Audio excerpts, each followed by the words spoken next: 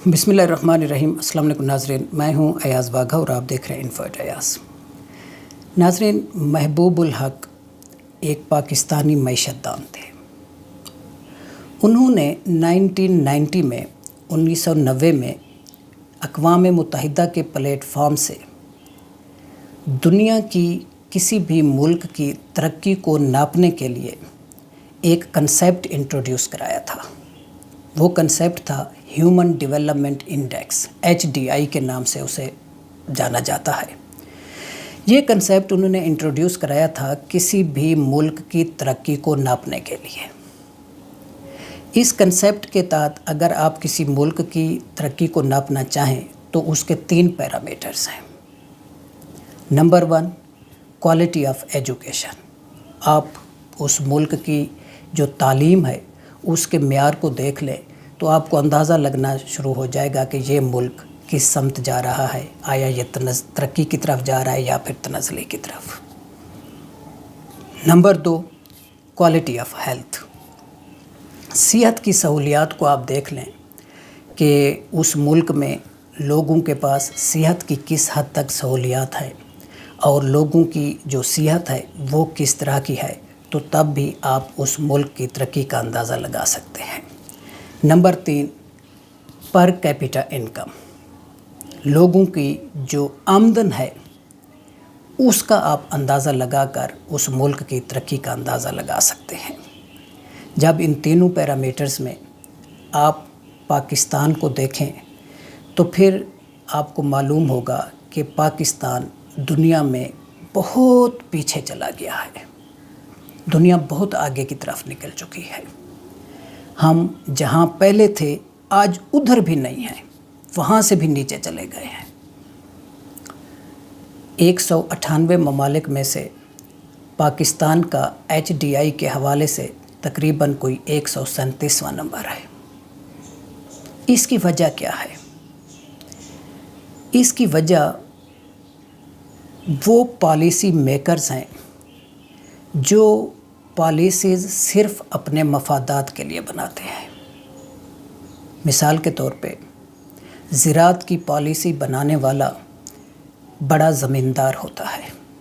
उसने कभी छोटे ज़मींदार के लिए या लैंड लेस जो किसान है, बेज़मीन जो काश्तकार है, उसके लिए उसने कभी पॉलिसी नहीं बनाई कि उसको किस तरीके से फ़ायदा पहुंचेगा। ज़मीनों के रेट कौन तय करता है? Land mafia.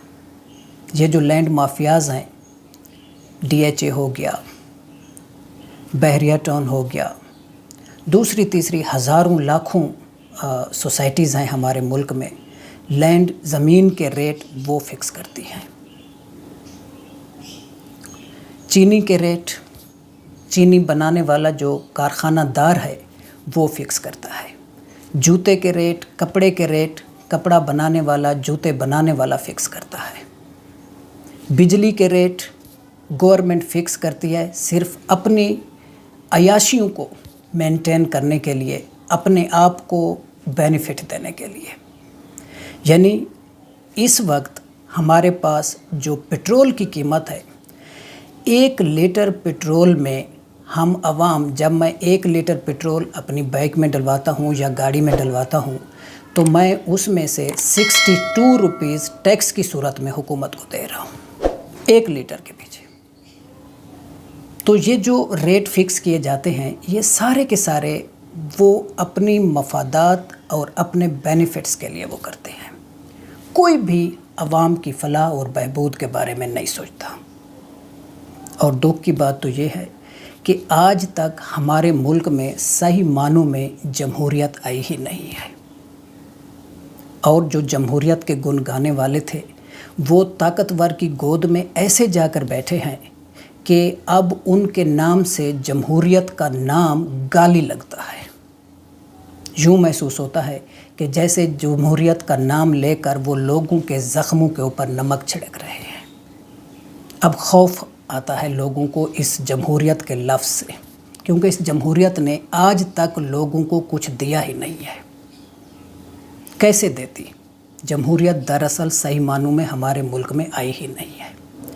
جب بھی کوئی حکومت ہمارے ملک میں جمہوری حکومت آتی ہے وہ لولی لنگڑی سی حکومت ہوتی ہے، اور اگر کوئی مضبوط حکومت 2-1 بار آئی بھی ہے تو اس کو نہیں چلنے دیا گیا، اور اگر لولی لنگڑی کسی حکومت نے عوام کی فلاح کے لیے کوئی بہادرانہ فیصلے کیے ہیں تو ان کو بھی رستے سے ہٹا دیا گیا۔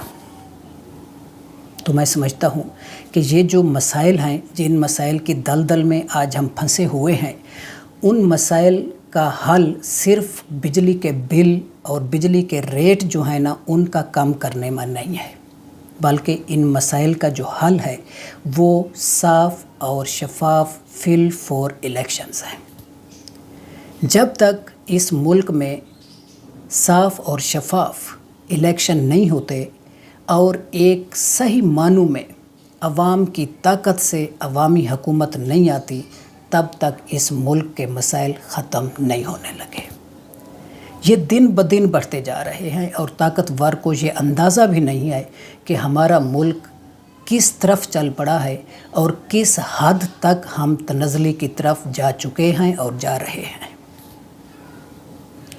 اپنا خیال رکھیے گا۔ اللہ حافظ۔